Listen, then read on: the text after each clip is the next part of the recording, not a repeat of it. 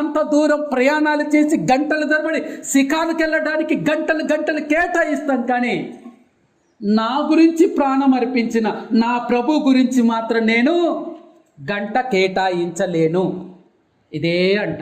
ఎంత దౌర్భాగ్యమైనటువంటి పరిస్థితి. ఏ స్థితిలో ఉన్నాం మనం? రండి, బంధకములో పడి ఉన్నలారా, ఈరోజు అంటున్నాడు ప్రభు, బంధకాలలో ఉన్నటువంటి నా బిడ్డలారా రండి, మిమ్మల్ని విడిపించడానికే నేను ఈ భూమి మీదకి వచ్చాను. ఇంకా ఎందుకు ఆ బంధకాల్లో ఉంటావు? ఇంకా ఎందుకు ఆ స్థితిలోనే ఉంటావు?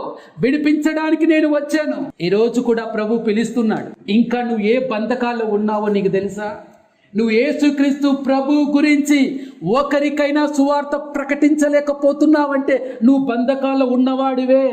పరలోకపు కోట నీ గురించి ఎదురు చూస్తా ఉంది. నువ్వు ఎప్పుడు ఆయన భుజాల మీద ఎక్కించుకొని అలా ప్రయాణం చేస్తే ఆ కోటలో ప్రవేశిస్తావో. విడుదల ఎక్కడో లేదు.